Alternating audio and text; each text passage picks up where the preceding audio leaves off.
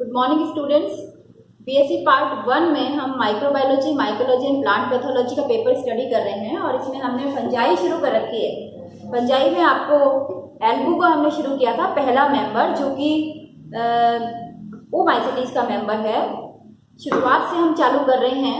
Phycomycetes, oomycetes के 2 member हैं जिसको हम स्टडी करेंगे, एल्बुगो और स्क्लेरोस्पोरा। देन एस्कोमाइसिटीज के आपके यहाँ 3 मेंबर्स हैं, फिर बेसिडियोमाइसिटीज के 3 मेंबर हैं और ड्यूटेरोमाइसिटीज का 1 मेंबर है। तो इस तरीके से 8-9 मेंबर्स हैं, उसमें से हम पहला मेंबर आपको कवर करा चुके हैं। General characteristics, asexual reproduction of Albugo and sexual reproduction of Albugo. हम इसके साथ साथ आपका पैथोलॉजी वाला पार्ट भी ले रहे हैं, मतलब एक फंजाई कराएंगे, फंजाई से होने वाली जो डिजीज है वो भी हम इसमें कवर कराएंगे मेंबर के साथ साथ। तो हमने एल्बुगो ले लिया है और उससे होने वाली बीमारी आज हम ले रहे हैं, डिजीज जो कि प्लांट में होती है, white rust of crucifers. White rust का क्या मतलब है? व्हाइट मतलब सफेद, रस्ट का मतलब चूर्ण, मतलब जो कहना चाहिए कि चूर्ण जैसा बन जाता है। रस्ट कैसी होती है? जंग जिसे अपन कहते हैं, पर ये व्हाइट कलर की जंग का मतलब जो आयरन में, जो लोहे में लगती है उसको हम कहते हैं जंग, ठीक है।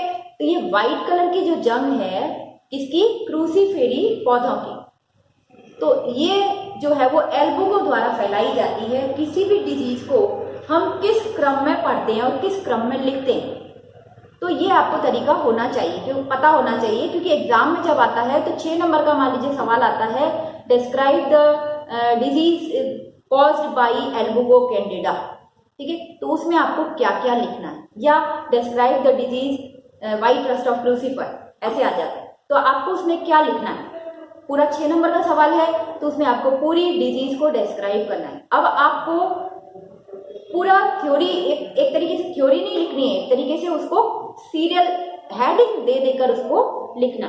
तो हेडिंग कैसे दिए जाते हैं किसी भी डिजीज के लिए? सबसे पहले उसका डिजीज का नाम, ठीक है। देन आता है कॉजल ऑर्गेनिज्म, पहला पॉइंट आता है इसका कॉजल ऑर्गेनिज्म। कॉजल ऑर्गेनिज्म का मतलब है उस डिजीज को फैलाने वाला कारक, ठीक है। कॉजल ऑर्गेनिज्म डिजीज को फैलाने वाला कारक, जिसको कहते हैं रोगजनक, रोग को फैलाने वाला कारक। तो इसका कॉजल ऑर्गेनिज्म क्या है? एल्बुगो कैंडिडा, ठीक है, एल्बुगो कैंडिडा, जिसके बारे में हम पढ़ चुके हैं, ठीक। अब इसकी, क्योंकि हमने क्रूसीफर्स कहा है, तो इसकी जो होस्ट होगी वो क्या होगी, यानी इसका क्या परपोषी क्या होगा?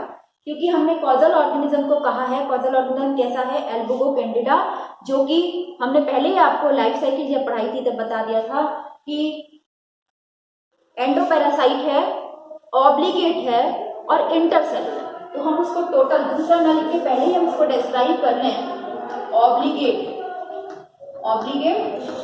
अविकल्पी, जिसका कोई विकल्प नहीं है, यानी ये बिना होस्ट के जिंदा नहीं रह सकता, ठीक है। Obligate endo intercellular parasite.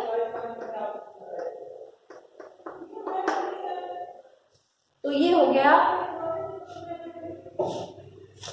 Endo intercellular parasite. तो ऑब्लिगेट हो गया, ऑब्लिगेट का मतलब अविकल्पी, एंडो मतलब अंदर पाया जाता है, बाहर नहीं पाया जाता है, और इंटरसेलुलर का मतलब है अंतराकोशिकीय स्थानों में रहता है। ये हम कल पिछले टर्म पे आपको डिस्कस कर चुके हैं। नेक्स्ट आता है इसका होस्ट क्या है।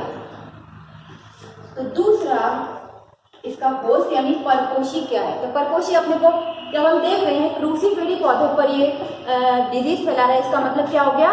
क्रूसीफेरी कुल के पादप। लेकिन इसके साथ साथ ये दूसरे कुल के पादपों पर भी रोग फैलाता है, जिसमें हम लिख सकते हैं पहला क्रूसीफर्स, कंपोजिटी, एक्सेट्रा। बहुत सारी फैमिलीज हैं। क्रूसीफर्स में भी हमें देना पड़ेगा कि क्रूसीफर में स्पेशली, क्योंकि हम क्रूसीफर का नाम दे रहे हैं, उसमें हमें देना पड़ेगा कि मस्टर्ड, कैबेज, सरसों, मूली, गाजर, सरसों, मूली, इनके ये जो आपकी पत्ता गोभी, ये सब किसमें पाई जाती हैं, इसके अंदर पाई जाती हैं। तो हम इसको लिखेंगे मस्टर्ड के अंदर या फिर मूली के अंदर, रेडिश के अंदर। कैबेज में हमने लिखे मूली, रेडिश।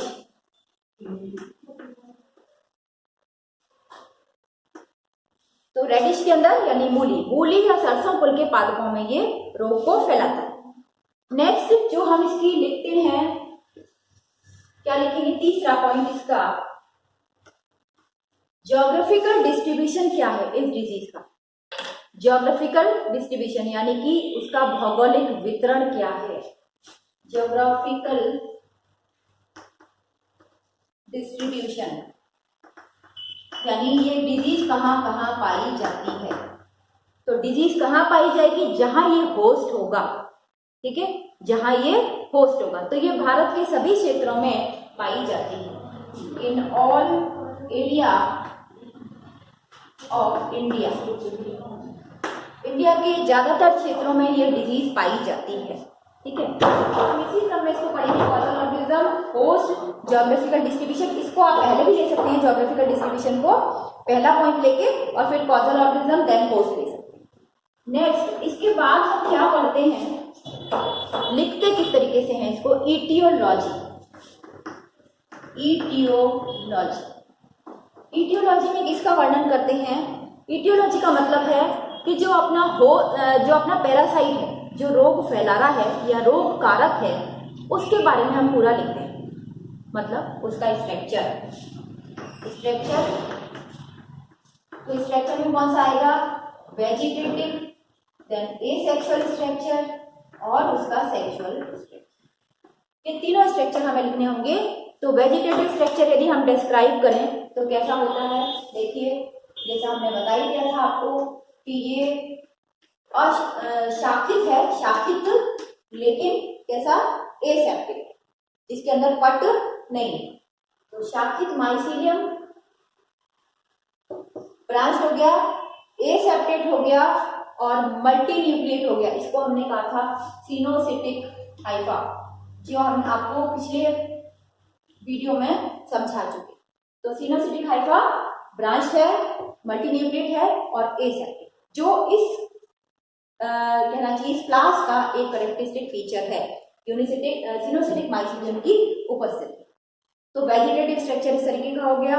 ये एंडो इंटरसेलुलर पैरासाइट है, तो जो होस्ट के अंदर होस्टोरिया बनाता है, ये माइसीलियम, ये होस्ट की सेल्स हो गई। तो हमें ये स्ट्रक्चर्स इसके बनाने पड़ेंगे कि ये होस्ट की कोशिकाएं और इसके बीच में ये माइसीलियम बनाती है, और माइसीलियम से क्या निकलती है, होस्ट की कोशिकाओं में होस्टोरिया बनती हैं, कोशिकांग बनते हैं।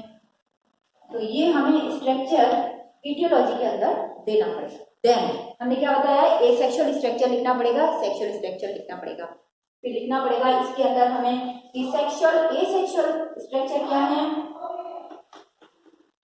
ओनिडियोफोर एंड कोनिडिया, पूरा स्ट्रक्चर बनाना पड़ेगा। ये होस्ट की कोशिकाएं, आपकी किताब में ये डायग्राम ऊपर बना है, मैंने पहले भी कहा था लोअर सरफेस पर बनता है ये हमेशा। यदि हम यहाँ बनाए लोअर सरफेस इस तरीके से, यदि मैं इसको ऊपर की तरफ ही दिखाऊं जैसा आपकी किताबों में लिखा है, लेकिन इसको शो करना पड़ेगा कि ये लोअर सरफेस है, ये कोनिडिया की चेन, ये होस्ट एपिडर्मिस,